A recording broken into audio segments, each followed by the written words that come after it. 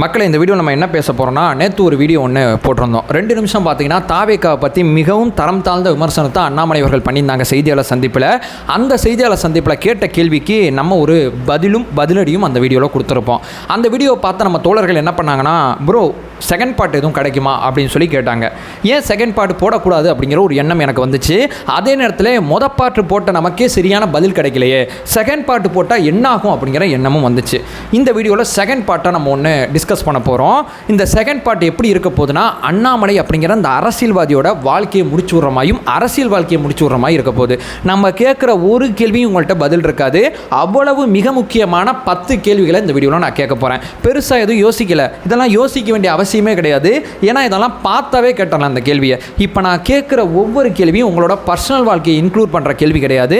பர்சனலாக நீங்கள் எப்படி வேணால் வாழ்ந்துட்டு போங்க, அதை பற்றி அவசியமே கிடையாது. சட்டத்துக்கு உட்பட்டு வாழ்ந்தால் ஓகே தான். ஆனால் அரசியல் வாழ்க்கையில் நீங்கள் சார்ந்திருக்கிற கட்சி அல்லது நீங்கள் 2 பேரும் பண்ணுற மிக முக்கியமான 10 விஷயத்தை இந்த வீடியோவில் கொண்டு வந்து சேர்க்குறேன். முடிஞ்சால் பதில் சொல்லுங்கள். ஆனால் இந்த வீடியோ உங்களோட அரசியல் வாழ்க்கையில் ஒரு மிகப்பெரிய தாக்கத்தை ஏற்படுத்தும் அப்படிங்கிற சேலஞ்ச் பண்ணிவிட்டு இந்த வீடியோவில் நான் பேச ஆரம்பிக்கிறேன். ஒன்பே ஒன்றா தெளிவாக பார்க்கலாம். உற்சாக வணக்கங்கள். வாங்க பதிவுக்குள்ளே போகலாம். அதே தான் தோழர்களே, போன வீடியோவில் சொன்ன மாதிரி தான் ஸ்வைங் எடிட்லாம் இந்த வீடியோவில் இருக்க போதில்லை. ஆனால் தரமான ஒரு 10 கேள்வி இந்த வீடியோவில் இருக்க போகுது. முதல் கேள்வி, நான் அண்ணாமலை அவர்கள் சொன்னீங்களே செஞ்சீங்களா அப்படிங்கிற ஒரு விஷயத்தை கேட்குறேன். கொஞ்ச நாளைக்கு முன்னாடி பார்த்தீங்கன்னா டிஎம்கே ஃபைல்ஸ் அப்படிங்கிற ஒன்று ரிலீஸ் பண்ணார். அப்போயே என்ன சொன்னார், ஏடிஎம்கேக்கும் நான் ஃபைல்ஸை ரிலீஸ் பண்ணுவேன், ஏன்னா நான் ஊழலுக்கு எதிரானவன் அப்படிங்கிற விஷயத்த சொன்னார். அதை தாண்டி பார்த்தீங்கன்னா இப்போ அந்த அண்ணா பல்கலைக்கழகத்தில் ஒரு மாணவி வந்து பாதிக்கப்பட்டாங்கல்ல, அந்த இடத்துல ஒரு கேள்வி ஒன்று எல்லாருமே கேட்டாங்க, யார் அந்த சார் அப்படிங்கிற ஒரு விஷயத்த கேட்டாங்க. அண்ணாமலை அவர்கள் என்ன சொன்னார்னா, யார் அந்த சாருங்கிற அந்த மிக முக்கியமான ஆதாரமே என்கிட்ட இருக்குது அப்படிங்கிற பொதுக்கூட்ட மேடையில் சொன்னாங்க. இது 2 விஷயத்தை செஞ்சீங்களா அப்படிங்கிறதான் என்னோட கேள்வி. இப்போ நான் என்ன கேட்குறேன், டிஎம்கே ஃபைல்ஸுங்கிற ஒன்றை ரிலீஸ் பண்ணீங்க, எத்தனை அமைச்சர்களை நீங்கள் கைது பண்ணியிருக்கீங்க? நீங்கள் தான் மேப்பு போட்டு இத்தனை ஊழல்கள் நடந்திருக்கு அப்படிங்கிற விஷயத்தை செஞ்சீங்க. எங்களால் பண்ண முடியாதுப்பா, எங்கள்கிட்ட அதிகாரம் கிடையாது, அதிகாரத்தை நோக்கி தான் நாங்கள் வேலை பார்த்துக்கிட்டு இருக்கோம். அதிகாரம் உங்கள் கையில் இருந்து இவ்வளோ நாட்களை கடந்து கிட்டத்தட்ட 2 வருஷம் ஆகிப்போச்சு. 2 வருஷமாக இந்த டிஎம்கே ஃபைல்ஸோட எத்தனை பினாமிகள், நான் அமைச்சரை கூட சொல்லலை, மிக முக்கியமான தலைவர்கள் கூட சொல்லலை, எத்தனை பினாமிகள் அல்லது எத்தனை சொத்துக்களை அமலாக்கத்துறை முடக்கணிச்சு அப்படிங்கிறது என்னோட பிரதானமான கேள்வி. ஏன்னா எல்லாருமே வருமானத்துக்கு அதிகமாக தான் சொத்து சேர்த்துருக்காங்க, எல்லாருமே வருமானத்தை தப்பாக தான் காமிச்சிருக்காங்க. அப்போ வருமானத்தை தப்பாகவும் வருமானத்துக்கு அதிகமாக சொத்து சேர்த்தவங்களை கைது பண்ணுறதுக்கு தான் அமலாக்கத்துறை இருக்குது. சட்டவிரோதமான பணப்பரிமாற்றம் அப்படிங்கிற ஏரியாவில் தான் அவங்க இருக்காங்க. வருமான வரி சரியாக கட்டலனா அவங்கள்ட்ட வசூலிக்கிறதுக்கு தான் வருமான வரி இருக்குது. இந்த 2 துறையுமே டிஎம்கே ஃபைல்ஸ் மேலே என்ன நடவடிக்கை எடுத்தீங்க? இவ்வளவு பெரிய அவுட்புட்டை பொதுவெளியில் கொண்டு வந்து வச்சிருக்காரு, அதன் மேலே ஏன் நடவடிக்கை எடுக்கல? அண்ணாமலை அவர்களும் ஏன் ப்ரெஷர் போடல? இது என்னோட முதல் கேள்வி. இதிலே துணை கேள்வியாக கேட்குறேன், எப்போ சார் ஏடிஎம்கே ஃபைல்ஸ் ரிலீஸ் பண்ணுவீங்க? எப்போ டிஎம்கே ஃபைல்ஸே ஒரு வேலையே ஆகலைன்னு சொல்கிறீங்கன்னா, இல்லைப்பா ஏடிஎம்கே நம்ம பண்ணணும்ல, ஊழலுக்கு எதிரான ஒருத்தர்னா 2யுமே தட்டி கேட்கணும்ல, அவன் தானே ஊழலுக்கு எதிரான ஆள், நான் கூட்டணியில் இருக்கிறவனை கண்டுக்க மாட்டேன், இந்த பக்கம் இருக்கிறவனை மட்டும் கேள்வி கேட்பேன் அப்படிங்கிறது எப்படிப்பட்ட வாதம்? இது துணை கேள்வி. அடுத்து இதிலே இன்னொன்று ஒரு துணை கேள்வி கேட்குறேன். நான் கேட்குறேன், யார் அந்த சார் அப்படிங்கிற விஷயத்தை குற்றப்பத்திரிகையை தாக்கல் பண்ணிட்டாங்க அண்ணாமலை என்ன தெரியுமா? அந்த குற்றப்பத்திரிகையில் என்ன சொல்லியிருக்காங்கன்னா, யாரும் அந்த சார் கிடையாது அப்படிங்கிறது தான் குற்றப்பத்திரிகையில் சொல்லியிருக்காங்க. அதாவது பார்த்தீங்கன்னா செய்தியாளர் சந்திக்கும் போது பார்த்தீங்கன்னா அருண் ஐபிஎஸ் அவர்கள் என்ன சொன்னாங்களோ அதே தான் அந்த குற்றப்பத்திரிகையில் இருக்குது. நீங்கள் தான் என்ன சொன்னீங்க, மற்ற அரசியல்வாதி எல்லாருமே அமைதியாக இருந்தாங்க, அந்த சமயத்தில் அண்ணாமலை அண்ணா என்ன சொன்னார்னா, நான் ஆதாரத்தை வெளியிடுவேன்னு சொன்னாங்க. எங்கே அந்த ஆதாரம்? சொன்னீங்க, செஞ்சீங்களா? இந்த மாதிரி நீங்கள் பல விஷயத்த சொல்கிறீங்க, ஏன் செய்ய மாட்டீங்க? ஒரு 3ஆம் தர அரசியல்வாதிமாக ஏன் போயிட்டு இருக்கீங்க? இதுக்கு தான் லண்டன் போனீங்களா? சொன்னதை செய்கிறதுக்கு தான் நம்ம படிக்கணும், நம்ம படிச்சுக்கிட்டு இருக்கோம். சொன்னதெல்லாம் செய்யக்கூடாதுப்பா, சொல்லிட்டு மட்டும் போகணுங்கிறதுக்கு தான் லண்டன் போனீங்களா அப்படிங்கிறது என்னுடைய முதல் கேள்வி. இப்போ 2வது, இப்போ சமீபத்தில் பார்த்தீங்கன்னா இப்போ முதலமைச்சர் பார்த்தீங்கன்னா தொகுதி வரையறை சம்மந்தப்பட்டதில் எல்லா மாநில பிரதிநிதிகளையும் அழைச்சி ஒரு மீட்டிங் ஒன்று போடுறதுக்கு பார்த்தீங்கன்னா ஐடியா பண்ணுறாங்க. ஏன்னா அனைத்து கட்சி கூட்டத்தில் பார்த்தீங்கன்னா தாவேக்காவும் இதை வலியுறுத்துனுச்சு. எல்லாரும் சேர்ந்து பார்த்தீங்கன்னா நம்ம வந்து இதை எதிர்ப்போம், தென் மாநிலங்கள் ஒருங்கிணைப்பு ஏற்படுத்துவோங்கிறதுக்கு முதலமைச்சர் இந்த வேலையை பார்க்குறாரு. அப்போது பார்த்தீங்கன்னா கர்நாடகாவோட துணை மந்திரி தமிழ்நாட்டுக்கு வந்தார்னா சும்மா விட மாட்டேன், மேகதாடு அணை சார்ந்த விஷயத்தில் அவர் ரொம்ப தீவிரமாக இருக்கார் அப்படிங்கிற ஒரு விஷயத்தை கேட்குறீங்க. நான் இங்கே என்ன கேட்குறேன்னா, இப்போ தமிழ்நாடு வந்து அணை கட்டக்கூடாதுன்னு சொல்லுது, கர்நாடகா வந்து அணை கட்டுவேன்னு சொல்லுது. இப்போ நடுவில் இருக்கக்கூடிய மத்திய அரசாங்கம் என்ன பண்ணணும்? வர்றவனுக்கு கருப்பு கொடி காட்டணுமா? இது வேலையா? அல்லது மத்திய அரசாங்கம் பஞ்சாயத்து பண்ணி தீர்த்து விடணுமா? இந்த மாநில நலனுக்கும் சரி அந்த மாநில நலனுக்கும் சரி சரிசமமாக உட்காந்து இந்தியாவில் இருக்கக்கூடிய அத்தனை மாநிலங்களும் மேலே கண்காணிக்கக்கூடிய மத்திய அரசாங்கம் ஏன் இந்த விஷயத்தில் அமைதியாக இருக்குது? நமக்கும் முல்லை பெரியார் பிரச்சனைங்கிறது காலம் தொட்டு இருக்குது. நேருவை குறை சொல்லாதீங்க, நேரு வந்து வாழ்ந்து இறந்து போயிட்டார், சரிங்களா? இப்போ அதிகாரத்தில் 10 வருஷமாக நீங்கள் இருக்கீங்க, மத்திய அரசாங்கமாக எத்தனை மாநில பிரச்சனைகளை நீங்கள் தீர்த்து வச்சுருக்கீங்க? நான் என்ன கேட்குறேன், அரசியல் ரீதியாக சட்ட ரீதியாக செய்ய முடியலாட்டி அரசியல் ரீதியாக 2 மாநில பிரதிநிதிகளை கூப்பிட்டு எப்பா இதில் நல்ல விஷயம் இருக்குது, இதில் நல்ல விஷயம் இருக்குதுன்னு சொல்லி 2 மாநிலத்துக்கும் தேவைப்படுற அரசியலை ஏன் செய்ய மாட்டீங்க? மத்திய அரசாங்கமாக இருக்கீங்க. நான் கேட்குறது முதலமைச்சரையே அந்த பிரச்சனையை தீர்க்கல. முதலமைச்சர் இந்த மாநில நலத்துக்கு பேசுகிறாரு, இந்த மாநிலத்தோட கட்சிகள் இந்த மாநில நலனுக்காண்டி பேசுது, அந்த மாநிலத்தோட கட்சிகள் அந்த மாநில நலனுக்காண்டி பேசுது. அரசாங்கமாக இருக்கக்கூடிய நீங்கள் ஏன் பஞ்சாயத்து பண்ண மாட்டீங்க? முல்லை பெரியாறு பிரச்சனையாக இருக்கட்டும், தமிழ்நாட்டுக்கு இருக்கக்கூடிய பிரச்சனை, கேரளாலேருந்து குப்பையை கொண்டு வந்து கொட்டிக்கிட்டு இருக்காங்க அந்த பிரச்சனையாக இருக்கட்டும், இந்த மாதிரி கேரளா தமிழ்நாடு அரசாங்க நிர்வாகிகளை கூப்பிட்டு இந்த பிரச்சனையை சால்வ் பண்ண மாட்டீங்க. இங்கே புகையிறது இங்கே புகையுது, அங்கே புகையிறது அங்கே புகையுது, இவங்க சொல்கிறத இவங்க சொல்லிட்டு இருக்காங்க, அவங்க சொல்கிறத அவங்க சொல்லிட்டு இருக்காங்க. எத்தனை மாநில பிரச்சனைகளை மத்திய அரசாக இருக்கக்கூடிய இந்த பிஜேபி தீர்த்து வச்சிருக்கு? ஏன்னா மாநிலங்கள் அத்தனையுமே உள்ளடக்கிறது தான் அந்த மத்திய அரசு. அப்போ மத்திய அரசுனா மாநிலங்களுக்கு நடுவில் நடக்கக்கூடிய பிரச்சனைகள்லாம் தீர்த்து வைக்கிறது தானே உங்களோட பிரதானமான வேலையாக இருக்கும். சட்டத்தின்படி செய்ய முன்னாடி அரசியல் ரீதியாக பண்ண வேண்டியதானே. எப்பா நீ 2 பாயிண்ட் நீ 2 பாயிண்ட், இந்த பிரச்சனை இனிமேல் 2 மாநிலத்துக்கு சண்டை வேணாப்பா, 2 பேரும் காமா கூட இருங்கிற விஷயத்தை ஏன் செய்ய மாட்டீங்க? உக்ரைன் ரஷ்யா போகிற மோடி அவர்கள் தீர்த்து வைப்பாரா அப்படிங்கிற டிஸ்கஷனாக இருக்கட்டும், அந்த பிரச்சனையை மோடி தீர்த்து வச்சா நல்லா இருக்குங்கிற டிஸ்கஷனாக இருக்கட்டும், எப்பா முல்லை பெரியாறு தமிழ்நாடு பிரச்சனை, இந்த கேரளா தமிழ்நாடு பிரச்சனை, தமிழ்நாடு கர்நாடகா பிரச்சனை, இது மட்டும் இல்லாமல் மேற்குவங்கத்துக்கும் டெல்லிக்கு இருக்கக்கூடிய பிரச்சனை, அசாமுக்கும் சுற்றி இருக்கக்கூடிய மாநிலங்களுக்கு இருக்கக்கூடிய எல்லை பிரச்சனை, மகாராஷ்டிரத்துக்கும் ஆந்திராவுக்கு நடுவில் இருக்கக்கூடிய பிரச்சனை, ஆந்திராவுக்கும் தெலுங்கானாவுக்கும் நடுவில் இருக்கக்கூடிய பிரச்சனை, இதெல்லாம் எப்போ நீங்கள் தீர்த்து வைப்பீங்க? மாநிலங்கள் பிரச்சனை பண்ணிட்டு தான் இருக்கும். இந்த அரசாங்கம் இந்த பிரச்சனையை பார்க்கும், அந்த அரசாங்கம் இந்த பிரச்சனையை பார்க்கும். மத்திய அரசு ஏன் உட்காந்து இங்கே அரசியல் பண்ணுது? எப்போ தீர்ப்பீங்க? ஏன் இந்த நிர்வாக வேலையை பார்க்க மாட்டீங்க அப்படிங்கிறது என்னோட 2வது பிரதானமான கேள்வி. இப்போ நான் 3வது விஷயத்துக்கு போகிறேன். ஒரு மத்திய அரசாங்கமாக இந்த வேலையை ஏன் செய்யலை அப்படிங்கிறது தான் இந்த 3வது கேள்வியும். அதாவது பார்த்தீங்கன்னா தமிழ்நாடு மீனவர்கள் எல்லை தாண்டி போகும்போது இலங்கை அரசு கைது பண்ணுது. இது தொடர்கதையாக நடந்துகிட்டு இருக்கு, காலம் தொட்டு நடந்துகிட்டு இருக்கு. கடந்த 10 வருஷத்துக்கு மேற்பட்ட ஏகப்பட்ட கைதுகள் நடந்துகிட்டு இருக்கு, படகுகள் பறிமுதல் அத்தனையுமே நடந்துகிட்டு இருக்கு. இதெல்லாம் நடக்கும்போது என்ன ஆகும்? இப்போ நான் பேசுறது வேலை கூட இன்னைக்கு ஒரு 3 மீனவர்களை கைது பண்ணியிருக்காங்க. இப்போ நம்ம தமிழ்நாடு முதலமைச்சர் வந்து மத்திய அமைச்சருக்கு ஒரு கடிதம் எழுதுவார். யாருக்கு? ஜெய்சங்கருக்கு. ஜெய்சங்கர் வந்து அந்த கடிதத்துக்கு ரிப்ளை பண்ணுறதை வெளியே சொல்கிறாங்களா சொல்லலையாங்கிறது தெரியல. ஆனால் இந்த கைதுகள் நடக்குது, இவங்க கடிதம் எழுதுறாங்க, கைது நடக்குது, கடிதம் எழுதுறாங்க. நான் என்ன கேட்குறேன், இது யாரோட பிரச்சனை? ஒரு அரசாங்கம் இந்த பிரச்சனையை தீர்க்க முடியுமா? மத்திய அரசாங்கம் தானே இந்த பிரச்சனையை தீர்க்கணும். ஸோ இந்த மத்திய அரசாங்கம் இந்த இலங்கை கடற்படை தமிழ்நாட்டுக்குள்ளே அத்துமீறாங்களா இல்லை தமிழ்நாடு மீனவர்கள் அங்கே அத்துமீறாங்களா? யார் தப்பு பண்ணுறா? தமிழ்நாடு மீனவர்களுக்கு அட்வைஸ் பண்ணணும்னா மீனவர்கள்ட்ட உட்காந்து இதை செய்யாதீங்க இதை செய்யுங்கிற அறிவுரை அவங்களுக்கு கொடுக்கணும். இலங்கை கடற்படை மீறினுச்சுன்னா மீறாதப்பா என்ன செய்யலாம் என்ன பண்ணலாங்கிறத பேசணும். அப்படியும் சொல்கிறது தாண்டி இலங்கை கடற்படை மீறுதுன்னா நம்மளுடைய இந்திய கப்பலை கொண்டு அங்கே நிப்பாட்டி நம்ம மீனவர்களுக்கு பாதுகாப்பாகவும் துணையாகவும் இருக்கணுமா இருக்கக்கூடாதா? இந்த பிரச்சனை 1 நாள் 2 நாள் 3 நாள் 4 நாளாக இருந்தாலும் தொடர்ச்சியாக நடந்துக்கிட்டே இருக்கா இல்லையா? ஏன் இந்த பிரச்சனை தீர்க்கப்படல? இப்போது விமானங்களில் வெடிகுண்டு அப்படிங்கிற ஒரு பிரச்சனையானது எல்லா விமானங்களுக்கும் ஃபோன் பண்ணி வெடிகுண்டு வச்சிருக்காங்கிறது ஒரு செய்தி வரும்போது அந்த விமானங்கள் அத்தனையுமே வெடிகுண்டு வெடிச்சிடக்கூடாது அப்படிங்கிறதுக்காண்டி கீழே இறக்கி சோதனை பண்ணுறாங்க. இதில் ஏகப்பட்ட பொருளாதார இழப்பு வந்தோன்னே இந்த வேலை இனிமேல் யாராவது பார்த்தீங்கன்னா நான் நிச்சயமாக சட்டம் கொண்டு வருவேன்னு சொல்லி அந்த சட்டத்தை கொண்டு வந்து அந்த பிரச்சனையை தீர்க்கிறாங்கல்ல. அதே மாதிரி இந்த இலங்கைக்கு போகிற நம்ம மீனவர்களாக இருக்கட்டும், அந்த அரசு உள்ள வருதா? இந்த பிரச்சனை ஏன் இவ்வளோ நாட்களாக தீர்க்கப்படல? இவங்க மாற்றதும் இவங்க கடிதம் எழுதுறதும் ஏன் இந்த வேலை நடந்துக்கிட்டே இருக்குது? இதில் நம்ம மீனவர்கள் மேலே தப்புனா ஏன் தைரியமாக பேச முடியல? நம்ம மீனவர்களுக்கு கவுன்சிலிங் கொடுக்கணும்னா ஏன் கொடுக்கல? இந்த பிரச்சனையை ஏன் தீர்க்கப்படல? அண்ணாமலை அவர்கள் தமிழ்நாடோட மாநில தலைவராகி 3 வருஷம் ஆச்சு, பிஜேபி அரசாங்கத்துக்கு வந்து 3 வருஷம் ஆச்சு, இப்போயும் நேருவை தான் குறை சொல்லுவீங்களா? ஏன் நீங்கள் செய்ய மாட்டீங்க? இது என்னுடைய 3வது கேள்வி. இப்போ 4வது மிக முக்கியமான கேள்வி, மணிப்பூர். ஸோ மணிப்பூர் விஷயத்தில் விஜய் அண்ணாக்கு அரசியல் தெரியுமா, மணிப்பூர் பற்றி எரியுதே அப்படிங்கிற ஒரு ஸ்டேட்மெண்ட்டாக அவர் சொன்னார். அப்போது என்ன சொன்னாங்க, விஜய் அண்ணாக்கு இந்த பாலிடிக்ஸ் தெரியுமா, உள்ளூர் அரசியல் தெரியுமா, உலக அரசியல் தெரியுமா? எங்களுக்கு அதெல்லாம் தெரியாது பாஸ், ஏன் எரியுதுப்பா, ஏன் சால்வ் பண்ணல? இவ்வளோ தான் எங்கள் கேள்வி. உனக்கு இவ்வளோ விஷயம் தெரியுதில்ல, ஆனால் அங்கே ஏன் மக்கள் கஷ்டப்படுறாங்க, 2 பேரும் ஏன் அடிச்சுக்கிறாங்க, அந்த ப்ராப்ளத்தை ஏன் சார்ட் அவுட் பண்ண முடியல? இதான் எங்களோட கேள்வி ஒன்று தான்ப்பா. பக்கமெல்லாம் எங்களுக்கு பேச தெரியாது, அவ்வளோ தூரம்லாம் எங்களுக்கு பேச தெரியாது. இது வரைக்கும் இந்த பிரச்சனை சின்னமாக இருந்துச்சோ பெருசாக இருந்துச்சோ எங்கள் கவனத்துக்கு வரல. ஆனால் கடந்த 1.5 வருஷமாக 2 வருஷமாக அந்த பிரச்சனை எங்கள் கவனத்துக்கு வந்துக்கிட்டே இருக்குது. இப்போ இதை எப்படி தான் சார்ட் அவுட் பண்ண போகிறீங்க? உள்ளூர் பிரச்சனைனா மாநில அரசாங்கத்தை வச்சு சார்ட் அவுட் பண்ணலாம். மாநில அரசாங்கம் இப்போ கலைக்கப்பட்டு ஜனாதிபதி ஆட்சி இருக்குது. அப்போ வெளிநாட்டு சதினா நம்ம இந்திய ராணுவம் என்ன பண்ணுது? அப்போ வெளிநாட்டு சதியும் கிடையாது, உள்நாட்டு சதியும் கிடையாதுன்னா இந்த பிரச்சனை ஏன் புகஞ்சிக்கிட்டே இருக்குது? ஏன் இந்த பிரச்சனையை சார்ட் அவுட் பண்ண முடியல? இதுதான் நாங்கள் கேட்குறோம். உங்களுக்கு அது தெரியுமா, இது தெரியுமா, அது தெரியுமா, அதெல்லாம் எங்களுக்கு வேணாம். பிரச்சனையை சரி பண்ணுங்கள், எங்களுக்கு இவ்வளோ மட்டும்தான் தெரியும்.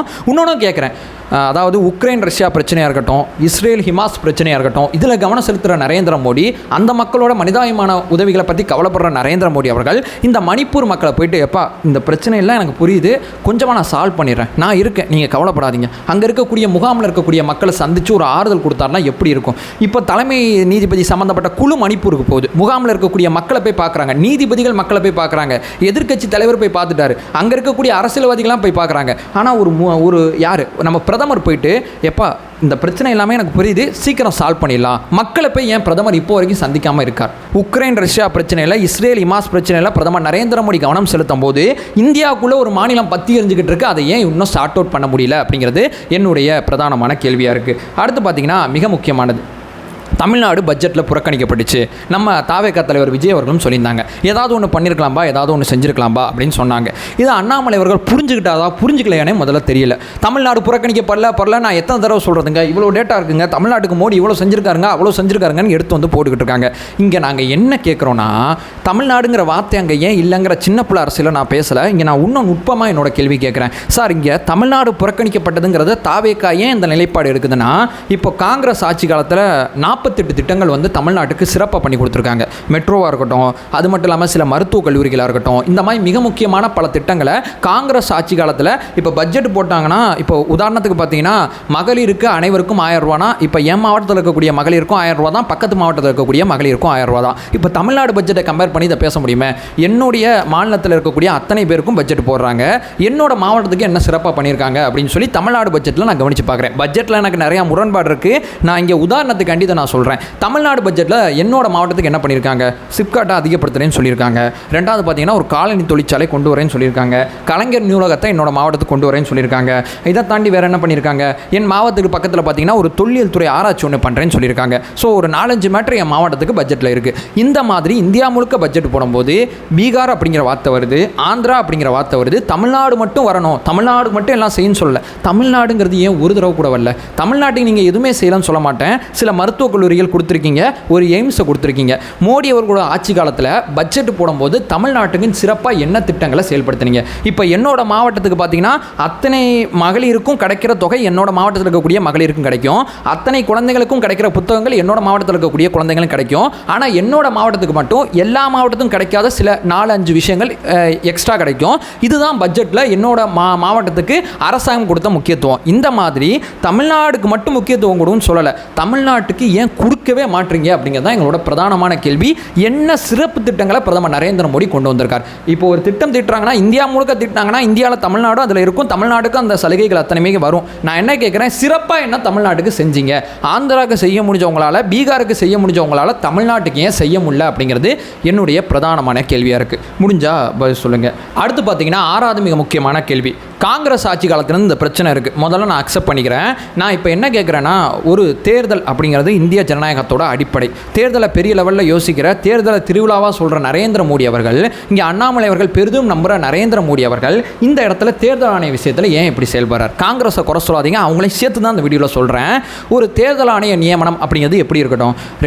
ஒரு பிரதமர், அவரோட அமைச்சரவையில் இருக்கக்கூடிய ஒருத்தர், எதிர்க்கட்சி தலைவர், இவங்க 3 பேர் சேர்ந்து ஒரு தேர்தல் ஆணையரை நியமிச்சாங்கன்னா அப்போ 2:1 தானே. இப்போ பிரதமர் யாரை சொல்கிறாரோ அந்த அமைச்சரும் அதுக்கு தான் ஓட்டு போடுவார். அப்போ ஒரு பக்கம் இருக்கக்கூடிய எதிர்க்கட்சி தலைவர் சொல்கிற அந்த தேர்தல் ஆணையம் நியமிக்கப்பட மாட்டாங்க. அப்போ என்னப்பா பண்ண சொல்கிற அப்படின்னு சொல்லி கேட்டிங்கன்னா, இந்த சட்டத்தை திருத்துங்கன்னு சொல்லி நீதிமன்றமே ஒரு ஐடியா கொடுத்தாங்கல்ல. என்ன ஐடியா கொடுத்தாங்க? எப்போ பிரதமர் நீ ஒரு ஆளுப்பா, தலைமை நீதிபதி நான் ஒரு ஆளுப்பா, எதிர்க்கட்சி தலைவர்ப்பா, நம்ம 3 பேரை உட்காந்து இவரை போட்டோம்னா ஜனநாயகம் சரியாக இருப்பாரா, இவர் கரெக்டாக இருப்பாரா? எதிர்க்கட்சி தலைவர் சொல்கிறதே நான் கேட்குறேன், நீங்கள் சொல்கிற ஆளையும் நான் கேட்குறேன், நான் சொல்கிற ஆளையும் சொல்கிறேன். 3 பேர் சேர்ந்து ஜனநாயகம் அப்படிங்கிற அந்த அடிப்படையில் அந்த தேர்தல் ஆணையர் எவ்வளவு சுதந்திரமாக இருக்கணும், எவ்வளவு கரெக்டாக இருக்கணும், அந்த மனிதரை அங்கே போடும்போது தானே மோடிக்கு பாரபட்சம் காமிக்க மாட்டார், ராகுல் காந்திக்கு பாரபட்சம் காமிக்க மாட்டார், சரி சமமாக எலெக்ஷன் அத்தனையுமே நடத்துவார். இந்த பிஜேபி அரசாங்கத்தோட தேர்தல் அஜெண்டாக்களை மையப்படுத்தி தேர்தல்களை அறிவிக்க மாட்டார். ஒரு அரசாங்கம் பண்ணுற தப்பை மட்டும் தேர்தலில் கண்டுக்காம எல்லா அரசாங்கம் தப்பு பண்ணாங்கன்னா கவனிப்பார். இந்த மாதிரி சுதந்திரமான ஒரு மனிதரை போட்டால் மட்டும் தாங்க சரியாக இருக்கும். தன்னுடைய கண்ட்ரோலில் இருக்கக்கூடிய ஒருத்தரை தேர்தல் ஆணையராக போட்டால் அந்த அதிகாரி என்ன பண்ணுவார்? இவருக்கு தானே சப்போர்ட் பண்ணுவார் எலெக்ஷனில். அப்போ இந்தியாவில் எப்படி ஜனநாயகபூர்வமான எலெக்ஷன் சரியானதாக இருக்கும் அப்படிங்கிறது நம்மளுடைய பிரதானமான கேள்வி. தாவேகாவும் பார்த்தீங்கன்னா தேர்தல் ஆணைய நியமனத்தில் பார்த்தீங்கன்னா ஃப்ரீ அண்ட் ஃபேர் எலெக்ஷன் அப்படிங்கிறத ரொம்ப தெளிவாக வலியுறுத்துறாங்க. இதை ஏன் அண்ணாமலை அவர்கள் சார்ந்திருக்கக்கூடிய கட்சியால் செய்ய முடியல? அவ்வளவு ஜனநாயகபூர்வமான இருக்கக்கூடிய நீங்கள் காங்கிரஸை குறை சொல்லாமல் அவங்களையும் சேர்த்து தான் சொல்கிறேன், அதிகாரத்தில் இவ்வளோ நாள் இருக்கீங்களே நீங்கள் ஏன் செய்யலை அப்படிங்கிறது என்னுடைய அடுத்த கேள்வி. அடுத்து பார்த்தீங்கன்னா அண்ணாமலை அவர்கள் பார்த்தீங்கன்னா தன்னுடைய முதல் கையெழுத்தாக என்ன போடுவேன்னு சொல்லியிருக்காருன்னா அறநிலையத்துறையை கலைச்சிருவேன் அப்படிங்கிற விஷயத்த சொல்கிறார். இப்போ இதை கலைச்சிருவீங்க, அப்போ அத்தனை கோயில் நிர்வாகத்தை யார் பார்த்துப்பா? ஊரில் யாராவது மிக முக்கியமான நபர்கிட்ட கொடுக்க போகிறீங்களா? எப்படி இதை கொண்டு போக போகிறீங்க? எப்படி இதை செய்ய போகிறீங்க? இதை கலைக்க போகிறீங்க. நீங்கள் தேர்ந்தெடுக்கப்பட்ட அரசாங்கமாக வந்த பிறகு உங்கள் பாலிசிஸ்லாம் எங்களால் தலையிட முடியாது, நீங்கள் செய்கிறது தான் நீங்கள் செய்ய முடியும். ஓகே டன், கலைக்க போகிறேன்னு சொல்லிட்டீங்க, இதற்கான நிரந்தர தீர்வு என்ன? இப்போ இதை கலைச்சிட்டா இந்த கோயில்கள் அத்தனையுமே யார் பார்த்துக்கணும்? இப்போ இதை ஏன் கலைக்க போகிறேன் அப்படிங்கிற முடிவுக்கு ஏன் வர்றீங்கன்னா இது சரியா இல்லை, இது நிர்வாகத்தில் தலையிடுறாங்க, ஊழல் நிறையா இருக்குது, அதனால் கலைக்க போகிறேன்னு சொல்கிறீங்க. இதை கலைக்க போகிறீங்க, எதை உருவாக்க போகிறீங்க? உங்களோட ஐடியாவே முரண்பாடாக இருக்குது. ஒன்று பிரச்சனையாக இருக்குப்பா, பிரச்சனையில் இருக்கிற 4 பேரை தூக்கி கைது பண்ணி உள்ளே போகிறது சரியாக இருக்குமா? மொத்த பிரச்சனையுமே அப்படியே கலைச்சி விடுறது நல்லா இருக்குமா? நான் மறுபடியும் கேட்குறேன், கேள்வி புரியலைன்னா இதை கலைக்க போகிறதுனா அடுத்த சொல்யூஷன் என்ன? இதை கலைக்க போகிறதுக்கு என்ன காரணம்? இப்போ தனிநபர்கள் அத்தனை பேருக்குமே கோவிலை பிரித்து கொடுத்துட்டிங்கன்னா, இப்போ என் ஊர் கோவிலில் நான் பார்த்துக்கிறேன், இந்த வீடியோ பார்க்குறேன், நீங்கள் ஒரு ஊர் கோவிலை பார்த்தீங்கன்னா நான் ஊழல் பண்ண மாட்டேன், அவர் ஊழல் பண்ண மாட்டேங்கிறதுல என்ன கேரண்டி இருக்குது? இப்போ இந்த கோவிலை நான் தான் பார்த்துக்கிறேன், இந்த ஜாதிக்கான உள்ள வரக்கூடாது, இந்த மதத்துக்கான உள்ள வரக்கூடாதுன்னு சொல்லி நான் சட்டங்களை ஒவ்வொரு ஏரியாவுக்கும் ஒவ்வொரு மாதிரி போட்டாங்கன்னா என்ன பண்ணுவீங்க? ஒரு அரசாங்கமாக இருக்கும்போது அந்த அரசாங்கத்தில் மிக முக்கியமான ஒருத்தர் ஊழல் பண்ணும்போது அடுத்த அரசாங்கம் வரும்போது கூட அவர் சார்ஜ் ஷீட் போட்டு லஞ்ச ஒழிப்பு தூக்கி உள்ளே வைக்கலாம். இந்த மாதிரி பல வசதிகள் இருக்கும்போது ஊரில் பெரியவங்கள்ட்ட கொடுக்கும்போது அந்த பெரியவர் ஊழல் பண்ணும்போது அந்த பெரியவர் அப்படிங்கிற பின்பத்தில் அந்த பெரியவரை தொட முடியாத ஸ்டேஜில் அவரை வச்சுட்டாங்கன்னா எப்படி அந்த ஊழல் குற்றச்சாட்டெல்லாம் வெளியே கொண்டு வருவீங்க? ஒரு அரசாங்கமாக இருக்கும்போதே கண்ட்ரோல் பண்ண முடியல, தனிநபர் கையில் போகும்போது கோவில்கள் எந்த லட்சணத்தில் இருக்கும்? தனிநபர்கள் கையில் கோவில் இருக்கிறதுனால சில பிரச்சனைகள் வந்ததுனால தான் அறநிலைத்துறையை கொண்டு வராங்க. அப்போ அறநிலைத்துறையிலேருந்து கலைச்சி போட்டு தனிநபர்கிட்ட கொடுப்பீங்களா? இது என்ன முட்டாள்தனமான வாதமாக இருக்குது? இது என்ன பாலிசி? இதில் முதல் கையெழுத்து வர இதில் போடுவார் அவர். முதல் கையெழுத்துங்கிறது எவ்வளோ முக்கியமானது? இப்படிப்பட்ட முட்டாள்தனமான திட்டத்துக்கு தான் முதல் கையெழுத்து போடுவீங்களா? என்னுடைய பிரதானமான 7வது கேள்வி இதுவாக இருக்குது. நீங்கள் யோசிக்கிற ஆங்கிளே முதல்ல சரியில்லையே. அறநிலையத்துறையில் ஊழல் இருக்குன்னு சொல்லுங்கள், இந்துக்களோட ஓட்டை குறி வச்சு இந்த வாக்குறுதியை கொடுக்குறீங்க, இதை கரெக்டாக கொடுக்குறீங்களா? இதை முதல்ல ப்ராப்பராக டிசைன் பண்ணுறீங்களா? ஏதாவது ஐடியா இருக்கா அதில்? இது என்னுடைய கேள்வி. இதுக்கு முடிஞ்சால் பதில் சொல்லுங்கள். அடுத்து பார்த்தீங்கன்னா மத ரீதியான குடியுரிமை அப்படின்னு சொல்லி நம்ம தலைவர் கூட ஏற்றிருந்தார் சிஏஏ அப்படிங்கிற விஷயத்த. இப்போது சிஏ விஷயத்தில் அண்ணாமலை பார்த்தீங்கன்னா ஒரு தெளிவான விளக்கத்தை கொடுக்குறேங்கிற பேரில் ஒரு செய்தியாளர் சந்திப்பை சந்தித்தார். நாங்கள் உங்களை மாதிரி வளவலெல்லாம் எங்களுக்கு பேச தெரியாது, எங்களோட பாயிண்ட் ரொம்ப கிளாரிட்டியாக இருக்கும். இந்தியாவுக்கு வெளியே இந்துக்கள் பாதிக்கப்படுறாங்க, அவங்கள இந்தியா அரவணைக்கணும். Okay done. இந்தியாவுக்கு வெளியே இந்துக்கள் மட்டும் பாதிக்கப்படல, நிறையா பேர் பாதிக்கப்படுறாங்க. பக்கத்தில் இருக்கக்கூடிய வங்கதேசமாக இருக்கட்டும், பாகிஸ்தானாக இருக்கட்டும், இல்லை அந்த பக்கம் இருக்கக்கூடிய ஆப்கானிஸ்தானாக இருக்கட்டும், பூட்டானாக இருக்கட்டும், இந்த மாதிரி பல நாடுகள்லேருந்து சில பேர் பாதிக்கப்படுறாங்க. அவங்க இந்தியாவுக்குள்ளே வந்து தஞ்சம் அடைஞ்சு இந்திய குடிமகனாக ஆக ஆசைப்படுறாங்க. இப்போ பார்த்தீங்கன்னா இந்த சுற்றி இருக்கக்கூடிய அத்தனை ஏரியாலையும் பார்த்தீங்கன்னா மனிதர்கள் பாதிக்கப்படுறாங்க அப்படிங்கிற எண்ணத்துக்கு இந்த பிஜேபி அரசாங்கம் வரமாற்று மனிதர்களை விட்டுட்டு அந்த மனிதர்களை உடைச்சு மத ரீதியாக பார்க்குறாங்க. இந்துக்கள், முஸ்லீம்கள், கிறிஸ்டின்கள் அப்படின்னு சொல்லி பார்க்குறாங்க. நம்மளோட குடியுரிமை ஒருத்தன் வாங்குறதுக்கு ஆசைப்படுறான், பக்கத்து மாநிலங்களில் ஏதோ பிரச்சனையிலேருந்து அவன் வெளியே வரதுக்கு முயற்சி பண்ணுறான். அவனை இந்தியாவுக்குள்ளே சேர்த்தா சரியாக இருக்குமா சரியாக இருக்காதுன்னு பார்க்காம அவன் இந்துவாக இருந்தால் மட்டும்தான் இந்தியாவுக்குள்ளே சேர்க்கணும், அவன் வந்து முஸ்லீமாக இருந்தால் சேர்க்கக்கூடாது. ஸோ மத ரீதியான குடியுரிமை ஏன் இந்தியாவில் கொண்டு வரீங்க சார்? பக்கத்து நாட்டுகள்லேருந்து பாதிக்கப்பட்டவங்க இந்தியாவுக்குள்ளே வரும்போது அந்த இண்டிவிஜுவல் மனுஷன் ஒருத்தன் இருப்பான்ல, அவனால் இந்தியாவுக்கு நன்மையாக தீமையாங்கிறது தானே பார்க்கணும், அதானே சரியாக இருக்கும். இந்துவாக இருந்தால் நல்லவன், முஸ்லீமாக இருந்தால் கெட்டவங்கிறது எவ்வளோ முட்டாள்தனமான வாதம். வகுப்பாத சட்ட திருத்தத்தில் பார்த்தீங்கன்னா ஒரு விஷயத்த சொல்கிறீங்க, வகுப்பாதம் முழுக்க ஊழலாக இருக்குது, இஸ்லாமியர்கள் வந்து பணத்தை அப்படியே தின்னு சாப்பிட்றாங்க அப்படின்னு சொல்கிறீங்க. யார் சாப்பிட்றாங்களோ ஈடி இருக்குது, வருமான வரி இருக்குது, அந்த மனுஷன் மேலே நடவடிக்கை எடுங்க. அப்படியே தீவிரவாதத்துக்கு துணை போகிறாங்கன்னா சிபிஐ இருக்குது. அதுவும் இல்லாமல் பெரிய லெவலில் பார்த்தீங்கன்னா இது தீவிரவாத தடுப்பு பிரிவுலாம் கையில் இருக்குது. அதெல்லாம் செய்யாமல் மொத்தத்தையும் கலைச்சி விட்ருவேன் இந்த அறநிலைத்துறை மாதிரி. சார் தப்பு நடக்குதுன்னா தப்பு பண்ணுற அந்த இண்டிவிஜுவலை கலைச்சி விடுங்க சார். இப்போ நீங்கள் ஊழல் பண்ணுறீங்க, மொத்த கவர்மெண்ட்டையும் கலைக்க முடியுமா, இல்லை செந்தில் பாலாஜி மட்டும் உள்ளே வைக்க முடியுமா சொல்லுங்கள்? இதெல்லாம் ஆதாரம் இருக்குது, தூக்கி உள்ளே வைக்கிறோம். மற்றவங்கள ஆதாரம் தான் எல்லாரும் தூக்கி உள்ளே வைக்க வேண்டியதான். ஆதாரம் எதில் இருக்குது, தப்பு யார் பண்ணுறாங்களோ அவங்கள மட்டும் நம்ம கார்னர் பண்ணணும்ல. நீங்கள் பாலிசி டிசைன் பண்ணுறதே இவ்வளோ முட்டாள்தனமாக இருக்குது. இந்தியாவோட குடியுரிமை யார் கொடுக்கணும்னா இந்தியாவுக்குள்ளே வர்ற அந்த இண்டிவிஜுவல், அந்த ஒருத்தர். இப்போ நான் இந்தியா குடியுரிமைக்கு ஆசைப்படுறேன்னா நான் யார், என்னோட வரலாறு என்ன, நான் என்ன செஞ்சுருக்கேன், என்ன பண்ணலை, என்னால் இந்தியாவுக்கு பாதிப்பாக நல்லதா, இப்போ கொடுக்கலாமா வேணாமா, எவ்வளோ நாள் இவர் இந்தியாவில் இருக்கார், கொடுத்தா சரியானதாக இருக்குமா தவறானதாக இருக்குமான்னு சொல்லி ஒவ்வொரு மனிதரை இந்தியாவோட குடியுரிமையை கொடுக்கும்போது அவ்வளோ யோசிக்க வேண்டிய நம்ம மத ரீதியாக இந்துக்கள்னா டிக்கு, முஸ்லீம்னா வராத, இது செட் ஆகாது, இது ஓகே, இது என்ன இந்திய குடியுரிமை என்ன, நல்லா கேட்கணும்னு தோணுது, வேணான்னு நினைக்கிறேன். சரிங்களா? இதுதான் நீங்கள் இந்தியா மேலே காட்டுற அக்கறையா? இதுதான் இந்தியாவை நீங்கள் நேசிக்கிற விதமா? ஒரு குடியுரிமையை கொடுக்குறதுல கூட மதத்தை பார்த்துட்டு அவ்வளோ கேஷுவலாக அவ்வளோ ஈஸியாக கொடுத்துட்டு போகிறீங்களே, இது எப்படி சரியாக இருக்கும் தான் எங்கள் தலைவர் கேட்டார். வகுப்பாத விஷயத்தில் ஏன் இந்த அடக்குமுறைன்னு தான் கேட்டார். இது அத்தனையுமே பதில் சொல்ல தெரியாமல் விஜய்க்கு அரசியல் தெரியாது, இது மட்டும்தான் சொல்ல தெரியும். சார் விஜய் இந்த மாதிரி கேட்குறாரு சார், அவருக்கு அரசியல் தெரியாது சார். மணிப்பூரில் எப்படி கேட்குறாரு சார், அவருக்கு அரசியல் தெரியாது சார். இது கேட்குறா சார், அவருக்கு அரசியல் தெரியாது சார், சின்ன பையன் சார், அவருக்கு ஒன்றும் தெரியாது சார், இவர் தான் எல்லாம் தெரியும். தெரிஞ்ச விஷயத்தை பார்த்தீங்கன்னா தெளிவாகவும் சொல்ல மாட்டார், கேட்குற கேள்விக்கு பதில் சொல்லாமல் சொல்கிறத மட்டும் அவர் பாட்டு 10 நிமிஷம் சொல்லிட்டு இருக்கார். சார் நான் இந்த கேள்வி கேட்குறேன், இதுக்கு பதில் இருக்கானா, அதெல்லாம் உனக்கு தெரியாது, உனக்கு அரசியல் தெரியாது, இது மட்டும்தான் அவருக்கு எல்லாம் தெரியும், நமக்கு எதுவும் தெரியாது, நம்மளாம் முட்டாப்பையே அவர் அறிவாளி. இதுதான் அண்ணாமலை அவர்கள் கிரியேட் பண்ணுற அந்த பெரிய லெவலில் ஒரு பின்பம் அப்படிங்கிறதான் இங்கே நான் பதிவு வைக்க ட்ரை பண்ணுறேன். அடுத்து பார்த்தீங்கன்னா மிக முக்கியமாக கடைசியாக கூட அந்த கேள்வி வச்சுக்கலாம். இது பிஜேபி அரசாங்கம் ஊழல் அப்படிங்கிற விஷயத்தில் பெருசாக சிக்கலை பார்த்தியா அப்படின்னு சொல்கிறீங்க. ஆனால் கார்ப்பரேட் நிதி மட்டும் ஏன் உங்களுக்கு அதிகமாக வந்துக்கிட்டே இருக்குது? சார் ஊழல் பண்ணலை, ரொம்ப இந்தியா ஃபஸ்ட்டுங்கிறதுல ரொம்ப தெளிவாக இருக்கீங்க. ஒரு கார்ப்பரேட்காரன் 10 ரூபா செலவு பண்ணும்போது யோசிக்காமல் செலவு பண்ணுவானா மாட்டானா? இப்போ 10 ரூபா அந்த கவர்மெண்ட்டுக்கு அவன் ஏன் தரான்? அப்போ அந்த கவர்மெண்ட் அவங்களுக்கு என்ன கொடுக்குது? இதை சட்டத்தோட ஓட்டையை வச்சு இந்த விளையாட்டை விளாட்றீங்க. எப்போ முடிஞ்சால் நடவடிக்கை எடுனா இடி வருமான வரித்துறை உங்கள் கண்ட்ரோலில் இருக்குது. உங்களோட ஒரு எம்எல்ஏ, உங்களோட ஒரு எம்பி, உங்களோட ஒரு அமைச்சர் மேலே அவங்க வழக்கு போட்டாங்கன்னு எடுத்துக்காமீங்க. அவங்களாம் உத்தமங்களா? இல்லை, இந்த பக்கம் கைது பண்ணுறீங்க, இந்த பக்கம் நடவடிக்கை எடுக்கிறீங்க, பழிவாங்கல் நடவடிக்கைன்னு வச்சுக்கிறோம், பேர் வைக்கிறோம். அதுக்கு சில நேரத்தில் ஆதாரமும் கையில் இருக்குது. செந்தில் பாலாஜி விஷயத்தில் பழிவாங்கல் நடவடிக்கைலாம் சொல்ல மாட்டேன், கரெக்டான நடவடிக்கை தான். இந்த மாதிரி கார்ப்பரேட் நிதி உங்கள்கிட்ட வந்து குமியுது, உங்களுக்கு மட்டும் எப்படி குமியுது? நீங்கள் இங்கே இருக்கீங்க, அடுத்த கட்சியை கம்பேர் பண்ணும்போது அவங்க இங்கே இருக்காங்க. இது 6000 கோடின்னு இருக்குது, இது 300 கோடின்னு இருக்குது. 6000 கோடி எங்கே இருக்குது, 300 கோடி எங்கே இருக்குது? இப்போ அந்த 6000 கோடி இந்த கவர்மெண்ட்டுக்கு ஏன் வந்துச்சு?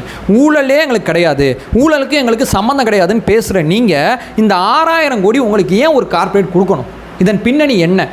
அதாவது உங்கள் அரசாங்கம் இருக்கிற வரைக்கும் ஆடுங்க, ஆனால் ஊழலே இல்லாதுன்னு சொல்லாதீங்க. அடுத்த அரசாங்கம் வரும்போது தரவுகள் அடிப்படையில் எடுத்து கரெக்டாக ஒரு தன்மான மிக்க தலைமை வந்தானா முடிச்சு விட்ருவோம். அத்தனையுமே காலம் பதில் சொல்லணும். ஸோ ஊழலுக்கும் எங்களுக்கும் சம்மந்தம் இல்லை, ஊழல்லாம் எதுவுமே கிடையாது அப்படின்னு சொல்லாதீங்க, அப்படின்னு பேசாதீங்க. நீங்கள் என்ன தெரியுமா, இந்தியாவில் பண்ணிவிட்டு ஒரு வேலையை பார்க்குறீங்க. கடைசியாக ஒரு விஷயத்த சொல்கிறேன். நாக்பூர் கலவரம் இப்போ சமீபத்தில் என்ன பிரச்சனை? அவுரங்கசீப் அப்படிங்கிற ஒருத்தரை பற்றி ஒரு படம் வருது, அந்த படத்தில் அவரை பற்றி ஒரு காட்சி வருது. அந்த காட்சியில் அவுரங்கசீப்பை பற்றி தப்பாக ஒரு விஷயத்தை பரப்புகிறாங்க. அந்த காட்சியை பார்த்த இஸ்லாமியர்கள் அவுரங்கசீப் வந்து இப்படி அப்படின்னு சில கருத்துக்களை தெரிவிக்கிறாங்க. சரிங்களா? இப்போ பெரியார் பற்றி தான், பெரியார் நல்லவர்னு ஒன்று பேசுகிறோம், இன்னொன்று கெட்டவர்னு ஒன்று பேசுகிறாங்க. 2 பேரும் பேசிக்கிட்டு தான் இருக்காங்க. ஆனால் அந்த அவுரங்கசீப் விஷயத்தில் என்ன பண்ணாங்க தெரியுமா? அங்கே இருக்கக்கூடிய பிஜேபியோட பி டீமே தீவிர இந்துக்கள் என்ன பண்ணாங்க தெரியுமா? அவுரங்கசீப்போட கல்லறையை போயிட்டு நான் தாக்குறேன். இப்போ பெரியாரை பற்றி நாம் தமிழர் கட்சியோட சீமான் அவர்கள் பேசுகிறாங்க, பதில் கொடுக்குறாங்க. பேச்சுவார்த்தையில் தான் இருக்குது. பெரியாரோட கல்லறைக்கு போவேன்னு சீமான் சொன்னாரா? சார் எனக்கு கருத்தியல் ரீதியாக மோதல் இருக்குது சார், வெட்ட நான் மோதிக்கிட்டு இருக்கேன் சார், முடிஞ்சால் பதில் சொல்லணும்னு சொல்கிறார். பதிலும் சொல்லிகிட்டு இருக்காங்க. 2 விதமாக போயிட்டுருக்கு, சட்டப்படி போயிட்டுருக்கு, பல விதமாக போயிட்டுருக்கு. கல்லறையை போய் அடிப்பேன் அப்படிங்கிற வார்த்தையை பயன்படுத்துகிறாங்க. அங்கே இஸ்லாமியர் ட்ரிகர் ஆகிறாங்க. ட்ரிகர் ஆகி பார்த்தீங்கன்னா இந்த வாரம் நாக்பூர் வாரம் அப்படிங்கிற மத பிரச்சனையை கொண்டு வரீங்க. போன வாரம் பார்த்தீங்கன்னா ஹரியானாவில் ஒரு மத பிரச்சனை, அதுக்கு முந்தின வாரம் பார்த்தீங்கன்னா உத்தரப்பிரதேசத்தில் ஒரு மத பிரச்சனை, அதுக்கு முன்னாடி பார்த்தீங்கன்னா வகுப்புவாத சட்டம் சொல்லி ஒரு மத பிரச்சனை, அதுக்கு முன்னாடி பார்த்தீங்கன்னா சிஏ வச்சு ஒரு பிரச்சனை. தொடர்ந்து இந்த இஸ்லாமியரை வச்சு தொடர்ச்சியான பிரச்சனைகள். சார் ஒரு ஹோலி பண்டிகையில் வெளியே போக முடியாதுங்கிறாங்க, மசூதியை சாத்துறாங்க. எப்பா மசூதி மேலே எவன் பெயிண்ட் அடித்தாலும் இல்லை மசூதி மேலே எவன் கலர் பொடியை தூங்கினாலும் 2 போலீஸ்காரங்க இங்கே இருக்கான், முடிஞ்சால் அந்த தொடரவனை தொட சொல்லுன்னு சொல்லி அரசாங்கம் பாதுகாப்பு கொடுக்கணுமா? மசூதியை கொஞ்சம் மூடிக்கிறீங்களா? கொஞ்சம் சேஃபாக இருந்துக்கிங்களேன். ஏன் தேவையில்லாத பிரச்சனை? சார் அவன் வந்து மசூதிக்குள்ளே தேவையில்லாத வேலை பார்க்குறான், அவனை கேட்க உங்களுக்கு தைரியம் திராணி கிடையாது. எங்களை மசூதியை சாத்த சொல்கிறீங்கன்னா இஸ்லாமியர்களை அதையும் செய்கிறாங்க.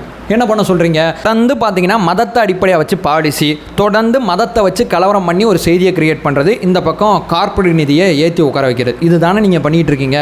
கேட்டால் இந்தியா ஃபஸ்ட்டு, நாங்கள் தான் பெரிய தேசியவாதி, மற்றவனுக்குனா இந்தியா பற்றி அக்கறை கிடையாது. ஒரு விஷயம் சொல்லவா, நீங்கள் தேசியவாதியாக இருக்கலாம், நாங்களும் இந்தியர் தான். நான் ஒரே ஒரு வார்த்தை சொல்கிறேன், தமிழ்நாட்டிலேருந்து பிரிவினை பேசுகிறீங்கன்னு சொல்கிறீங்க. நான் சொல்கிறேன், நாங்கள் இந்தியன் ஃப்ரம் சவுத், ஓகேவா? சவுத் இந்தியன் கிடையாது, இந்தியன் முதல்ல, அதுக்கப்புறம் சவுத்துலேருந்து இருக்கும், ஓகேவா? சவுத் இந்தியனோட தாட் ப்ராசஸ் வேறு மாதிரி இருக்குது. நீங்கள் பாரத் இந்தியா, நாங்கள் சவுத் இந்தியா, 2 பேருக்கும் நிறையா வித்தியாசம் இருக்குது. ஸோ நாங்கள் இந்தியாங்கிற பாயிண்ட் ஆஃப் வியூவில் நின்று இந்தியாவை கவனிக்கிறோம், நீங்கள் பாரத் அப்படிங்கிற பாயிண்ட் ஆஃப் வியூவில் நின்று இந்தியாவை கவனிக்கிறீங்க. நீங்கள் கேள்வி கவனிட்டீங்க எங்கள் கட்சியை பற்றி, எங்கள் கட்சி எப்படி நடத்தணும், எங்கள் கட்சி என்ன பண்ணணும். இந்த 10 கேள்வி உங்கள்கிட்ட பதில் இருக்கா?